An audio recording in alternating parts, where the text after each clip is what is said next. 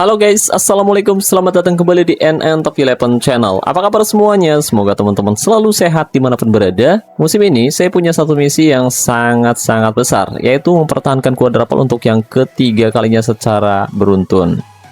Ya, satu trofi udah kita amankan nih guys. Satu trofi udah masuk ke lemari, tapi jalan menuju ke babak final Liga Elite gak gampang guys, beneran. Di babak perempat final, kita ketemu tim asal Malaysia. Di leg pertama, kita main di kandang sendiri dan hasilnya kita kalah dengan skor tipis 2-3. Jujur guys, rasanya nyesek banget. Tapi di leg kedua, kita main di kandang mereka dan di situ kita tunjukin kalau kita punya mentalitas juara.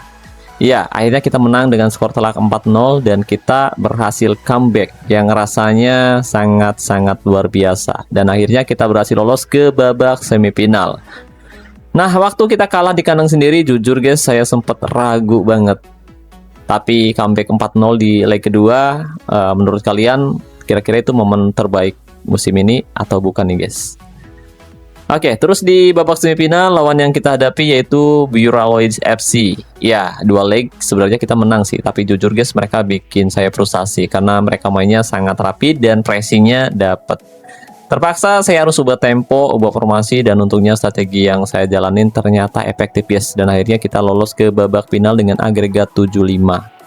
Nah, di babak final, lawan yang akan kita hadapi kali ini yaitu Vila Nurs FC, tim asal Brazil. Dimana kualitas mereka memang sedikit di atas kita guys. Jadi, ya saya tahu di babak final ini saya nggak bisa cuma modal semangat doang guys, nggak bisa. Jadi agar hasilnya bisa lebih bagus, lebih efektif, latihan kita gas terus, bonus ketajaman juga udah maksimal, dan moral pemain juga udah saya jaga biar mantep. Tapi ya ada satu kabar buruk nih guys. Ada satu kabar buruk kalau ternyata gelandang regista andalan saya ternyata absen karena dia dapat akumulasi kartu kuning kedua di laga sebelumnya. Jadi hari ini dia nggak bisa main guys. Nah, di final kali ini saya nggak punya banyak pilihan. Bangku cadangan kita kosong dari opsi yang benar-benar bisa kita andalkan guys. Jadi ya saya harus bisa maksimalin pemain inti yang ada ya guys ya.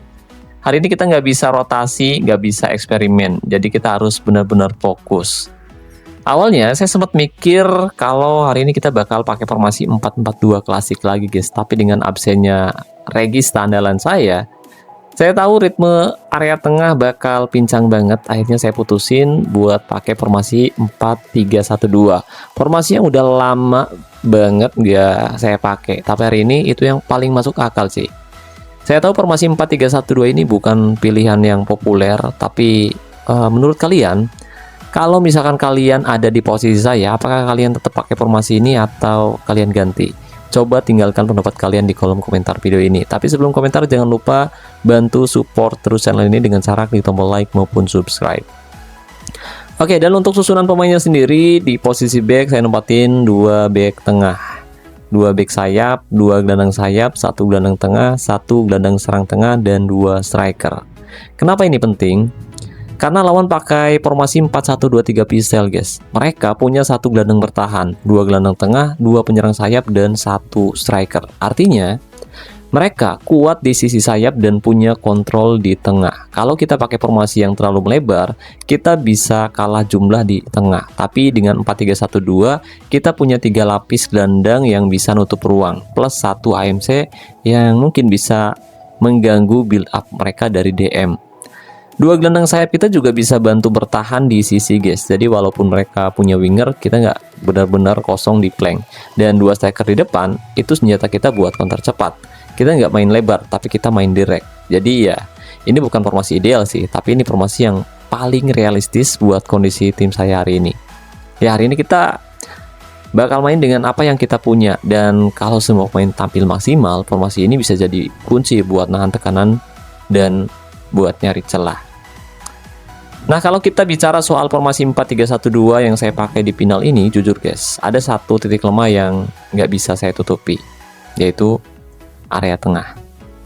Di formasi ini, kita cuma punya 1 gelandang tengah murni guys, sisanya 2 gelandang sayap dan 1 gelandang serang. Artinya, kontrol di tengah lapangan kita serahkan ke 1 pemain, dan itu sangat-sangat beresiko.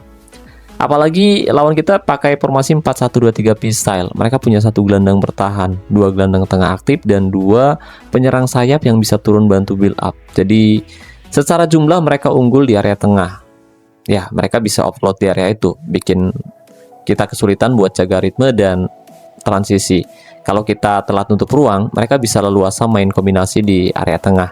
Bisa switch flank, bisa tusuk dari tengah, bahkan bisa tarik kita keluar posisi. Dan karena kita nggak punya cadangan yang bisa bantu sektor itu, saya harus benar-benar ngandelin satu gelandang tengah buat jaga stabilitas. Makanya, saya minta gelandang sayap kita buat bantu turun saat bertahan.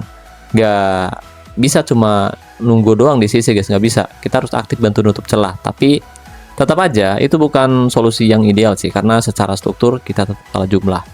Jadi ya, ini formasi yang saya pilih karena kondisi sih sebenarnya.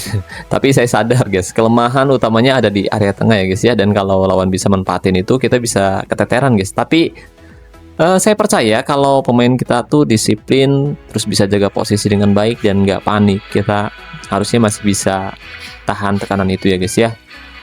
Dan saya sadar banget kalau area tengah kita tuh tipis banget guys. Jadi kalau kalian jadi saya, kira-kira kalian tetap pakai satu MC atau coba ubah struktur tim?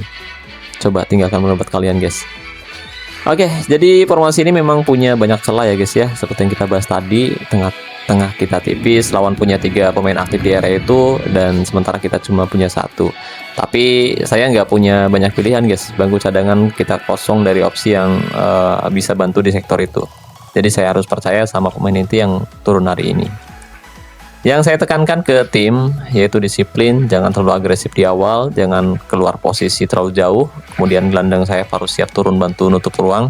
AMC kita juga harus aktif bantu pressing, bukan cuma nunggu bola doang pak. Dan 2 striker kita di depan, mereka bukan cuma pemecah kebuntuan, mereka juga jadi pemicu transisi. Begitu kita dapat bola, langsung direct, nggak perlu muter-muter. Karena kalau kita terlalu lama pegang bola, lawan bisa regroup dan offload ke area tengah lagi. Jadi ya ini bukan soal formasi ideal sih, ini soal adaptasi. Kita main dengan apa yang kita punya, kita tahu kelemahannya, kita tahu resikonya. Tapi saya percaya guys, kalau semua pemain tampil maksimal, disiplin dan nggak panik, kita pasti punya peluang buat ambil trofi si kuping besar musim ini. Oke guys, dan pertandingan pun akan segera berlangsung antara Indonesia versus Pilanus 49 FC di babak final Liga Elite atau Liga Champion musim ini. Dan tadi kita sudah melihat susunan dari kedua kesebelasan, di mana memang Pilanus FC sedikit lebih diunggulkan daripada tim saya Indonesia, dan kedua manajer hadir menampingi timnya masing-masing di sisi lapangan yang akan membuat pertandingan ini mungkin bisa berlangsung sangat-sangat sengit. Dan ini adalah formasi yang saya terapkan di babak final, yaitu formasi 4-3-1-2. Oke, formasi yang sebenarnya udah jarang banget saya gunakan, dan ini adalah taktik yang saya terapkan. Mungkin teman-teman bisa baca sendiri taktik yang saya gunakan di babak final Liga Elite musim ini. Semoga dengan taktik, strategi, dan formasi yang saya terapkan kali ini kita mampu mengalahkan Pilanus FC, tim asal Brazil, dan kita kembali mengangkat trofi si kuping besar untuk yang ketiga kalinya secara beruntun. Ya, pertandingan sudah berlangsung tepatnya di menit ketiga. Kita lihat serangan demi serangan dilakukan oleh tim lawan, tapi berhasil diblok dengan sangat baik. Tapi sayang sekali penonton di tribun ternyata sangat sepi sekali di babak final. Entah kenapa, karena kita bermain di stadion netral. Harusnya pertandingan final seperti ini bisa diisi oleh banyak supporter, tapi ternyata hanya ada sedikit supporter yang hadir di babak final ya guys ya. Sayang banget. Jadi atmosfernya kurang begitu menarik. Padahal di final-final musim lalu sebelum versi 2026, kalau babak final pasti selalu full guys. Kali ini serangan kembali dilakukan oleh Pilanus FC dari sisi sebelah kiri. Umpan crossing sangat berbahaya, tapi beruntung tembakan pemain lawan masih melambung keluar lapangan. Ada banyak celah di area pertahanan Indonesia yang bisa masuki oleh pemain dari Pilanus FC, terutama di area-area tengah pemirsa. Kita lihat Indonesia mencoba membangun serangan Tom Hai kali ini. Nathan Chuaon coba meliuk-liuk. Kenapa dia kelihatan bingung kayak gitu pak? Aduh, kacau banget pak. Padahal di sisi kiri ada banyak celah ya, ada banyak space yang terbuka, tapi dia malas banget umpan ke sana, kocak. Menit 18. Oke, lemparan ke dalam kali ini. Eliano umpan ke tengah. Kevin Dix, Tom Hai kali ini akan berbuah gol, mencoba melihat penjagaan. Tom Hai tembak, gol. Astaga, masih belum ternyata pemirsa. Tembakan Tom Hai terlalu lemah dan masih bisa diamankan oleh penjaga gawang Philanus FC pemirsa. Kita akan kembali memberikan form latihan menyerang sejak menit awal. Kali ini Tom Hai umpan pada Nathan Joaon, mencoba melihat area tengah. Jelas sebuah pelanggaran keras dilakukan oleh pemain dari Philanus 49 FC pemirsa. Kartu kuning diberikan, tendangan bebas akan dilakukan kali ini. Morjilsta mengambil skut mundur, ancang-ancang tembak saja dan gol. Indonesia berhasil mencetak gol dari situasi bola mati. Tembakan Morjilsta masuk ke gawang Philanus FC pemirsa. Skor 1-0 di babak pertama, tepatnya di menit ke-28. Kali ini tekanan dilakukan oleh tim lawan dari sisi sebelah kanan, umpan ke tengah berbahaya. Dan sayang sekali gol tercipta. De Sousa Soares berhasil menyamakan kedudukan di babak pertama, tepatnya di menit ke-28. Ya, sangat-sangat terbuka lini pertahanan Indonesia. Satu kesalahan langsung dihukum oleh tim lawan pemirsa. Indonesia mencoba membangun serangan kembali. Umpan jauh ke depan, siapa yang dituju? Berbahaya. Dan kita lihat Tom Hai. Ya, kadal. Menit 33, skor 1-1. Kita sempat unggul lebih dulu, tapi tim lawan berhasil menekan dan berhasil menyamakan kedudukan pemirsa. Menit 38, kita lihat akankah Indonesia bisa mencetak gol kembali di babak pertama. Tom Hai kali ini, Kevin Perong dari sisi sebelah kiri mencoba melihat penjagaan dan astaga, berhasil direbut. Serangan balik dilakukan, akan berbuah gol. Rebut. Ayolah, jambak tackle. Kosong banget. Ini bom. Aduh, kampret, speeder. Aduh. Final loh guys, lemah banget serangan balik, kocak langsung jebol anjir. 2-1 Indonesia tertinggal guys, sempat unggul lebih dulu ternyata di comeback. Aduh, dari sisi sebelah kanan kali ini Indonesia mencoba membangun serangan, ada Morjilsta, umpan ke tengah, Eliano meledak. Ya.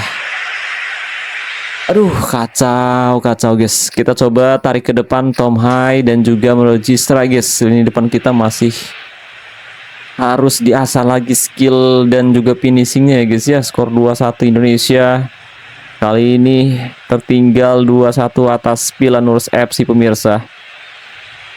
Kacau guys. Gimana nih menurut kalian guys? Kira-kira ubah formasi atau enggak? Saya nggak punya opsi lain di bangku cadangan soalnya guys. Oke, paruh waktu kita nggak punya opsi, kita coba main lebar sedikit ya guys. Kita coba tarik ke depan si Kelvin Perdong dan juga Eliano Reinsder. Soalnya kita udah tertinggal 2-1 guys. Ini babak final, kita nggak bisa tenang-tenang, nggak bisa leha-leha gitu aja guys.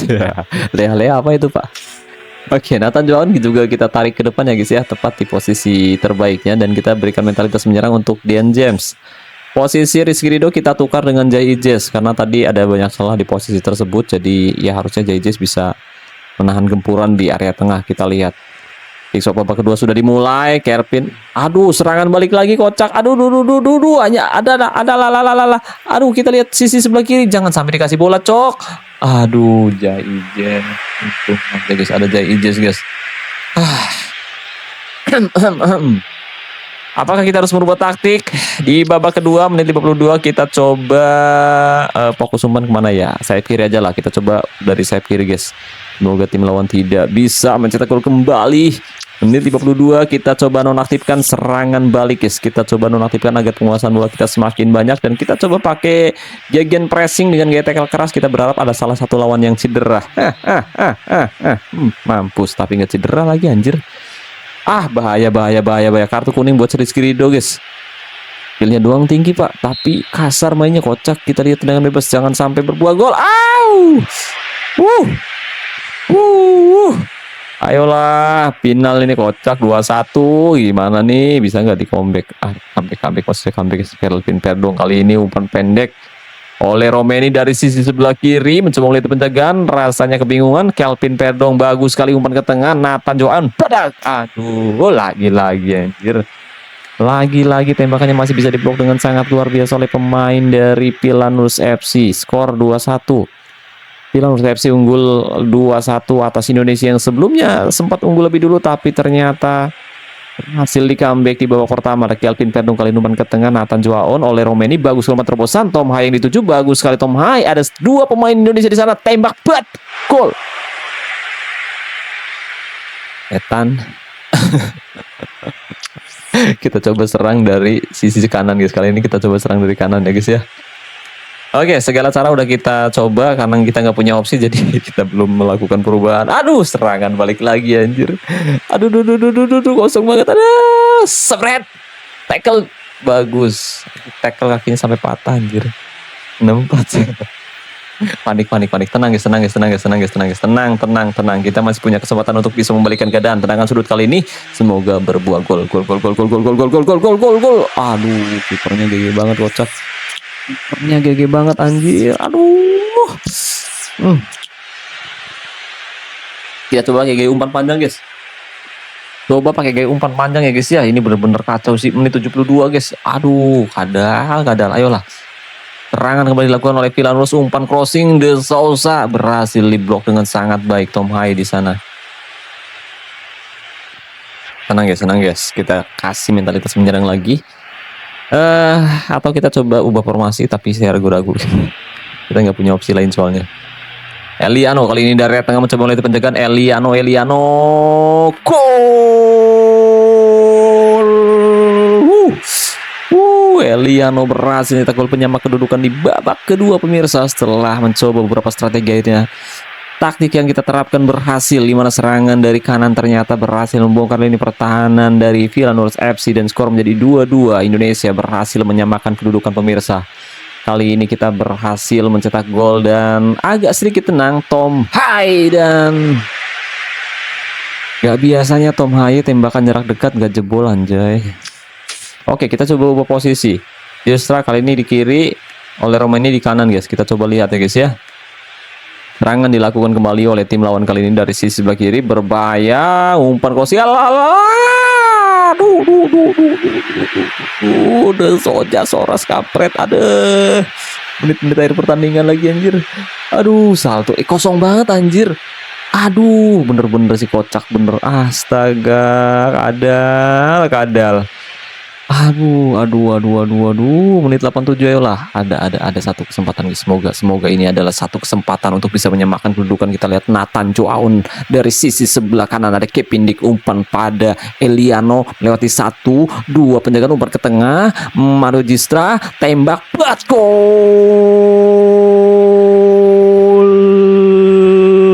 Gistra berhasil mencetak gol lewat sepakan kaki kiri dan masuk ke gawang tim lawan.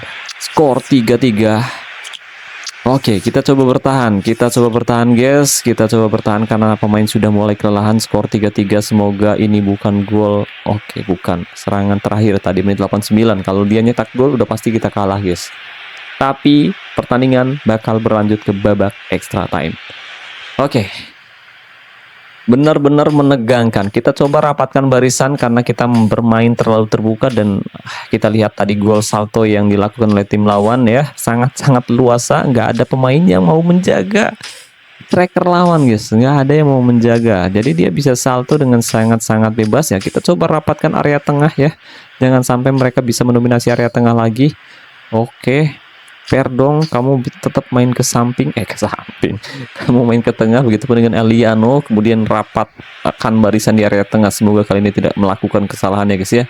Semoga kita tidak melakukan kesalahan Tom Hai kali ini. Nathan Joaon mencoba lewati area tengah oleh Romeni, jelas sebuah pelanggaran keras dilakukan oleh tim lawan di menit ke-91.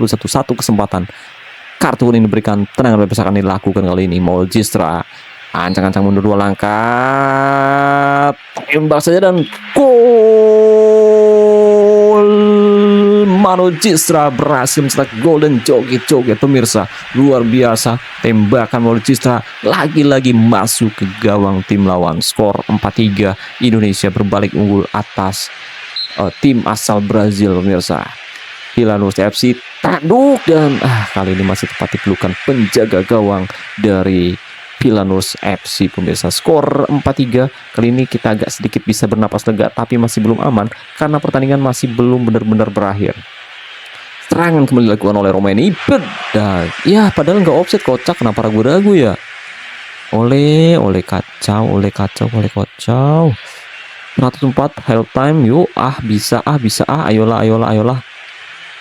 Ayolah, kita mampu mempertahankan kedudukan. Kita masih pakai strategi defensif ya guys ya. Harusnya kita mampu menahan kedudukan.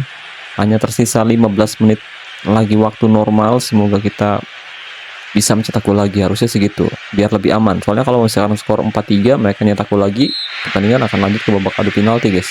Benito masuk gantikan siapa tadi, lupa. 108, ayolah. Semoga lawan gak nyetak gol. Oke. Ini adalah harapan terakhir guys. Serangan dilakukan kali ini oleh Indonesia. Elian mencoba mengiring bola. Oh, sendirian di sana, bagus sekali. Umpan cok. Terlalu rungsang. Padahal ada rekan timnya guys di sebelahnya ya, tapi nggak mau umpan, kocak. Malah pengen langsung dihantam aja guys. 113. Oke. Kita coba pakai gaya umpan perpaduan guys. Jaga penguasaan bola dan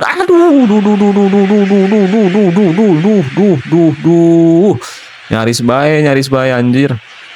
115. Ayolah. Jangan sampai tim lawan nyetak gol lagi guys. Lemparan ke dalam Kevin Dix kali ini. Coba menarik keluar pemain lawan, umpan jauh ke depan, bagus sekali Tom Hai.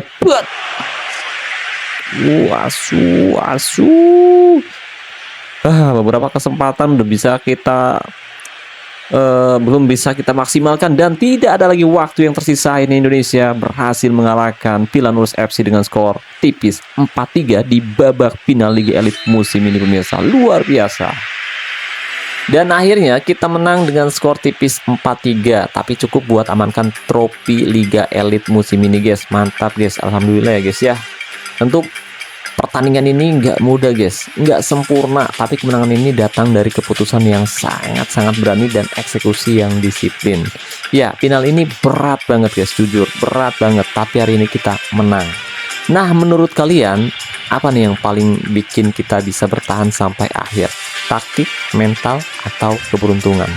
Coba tinggalkan pendapat kalian di kolom komentar video ini. Oke, jadi formasi 4-3-1-2 yang kita pakai hari ini memang bukan formasi yang ideal guys. Tengah kita cuma diisi satu gelandang murni, dan itu bikin kita rawan banget saat lawan overload area itu guys. Tapi justru di situ letak kekuatan tim kita ya guys ya. Kita tahu kelemahannya dan kita siapkan antisipasinya. Gelandang sayap kita aktif turun buat bantu nutup ruang. AMC kita juga nggak cuma nunggu bola doang, tapi ikut pressing dan ganggu build up lawan. Dua striker di depan jadi pemicu transisi cepat tim kita guys. Jadi kita nggak main lebar, tapi kita main direct. Dan itu bikin lawan nggak sempat regroup.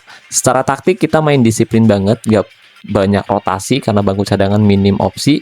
Jadi semua bergantung ke pemain inti. Dan mereka tampil maksimal sejauh ini. Mereka tetap fokus dan tetap tenang, dan mereka tahu kapan harus ambil resiko. Gol-gol kita datang dari momen yang sangat baik, transisi yang sangat bagus dari celah di belakang DM lawan, sementara tekanan dari mereka tetap ada, terutama dari sisi sayap. Tapi kita tahan, kita adaptasi dengan baik, dan kita bertahan sampai akhir guys. Jadi ya, ini bukan soal formasi sempurna sih, ini soal keberanian ambil keputusan di saat-saat sulit guys. Dan hari ini keputusan itu terbukti tepat. Quadruple musim ini masih hidup, satu trofi lagi masuk lemari. Kita lanjut ke misi berikutnya, yaitu mengamankan trofi Liga, dan besok kita akan menghadapi lawan tersulit di matchday terakhir. Nah, bisakah tim saya mempertahankan puncak klasemen Liga, atau justru tim saya harus terguling di akhir laga? Coba buat teman-teman yang mungkin penasaran, besok kita bahas pertandingannya. Oke, jadi mungkin itu saja yang bisa saya bahas kali ini. Terima kasih banyak buat teman-teman yang udah nonton video ini sampai selesai. Semoga pembahasannya bermanfaat. Makasih juga buat membership channel Top Eleven, dan saya ucapkan terima kasih banyak buat teman-teman yang selalu mendukung dan mendoakan saya sejauh ini. Wassalamualaikum warahmatullahi wabarakatuh. Salam olahraga, salam Top Eleven Indonesia.